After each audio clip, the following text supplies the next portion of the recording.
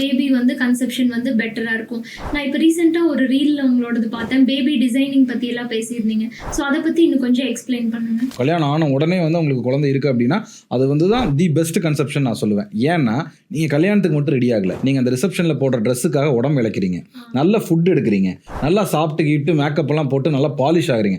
அப்போ அந்த நிச்சயதார்த்தத்துலேருந்து கல்யாணத்து வரைக்கும் ஒரு 3-4 மாதம் பார்த்தீங்கன்னா நமக்காகவே நம்ம நிறைய ஒர்க் அப் பண்ணியிருப்போம். நம்மளை அப்போ தான் தி பிரைமில் வந்து நம்ம வந்து காட்டியிருப்போம். அது என்ன ஆகுனா இன்டைரக்ட்லி உங்களோட ஹெல்த் மேலேயும் உங்களோட மென்டல் ஹெல்த் மேலேயும் ஒரு பெனிஃபிட்டை கிரியேட் பண்ணுது.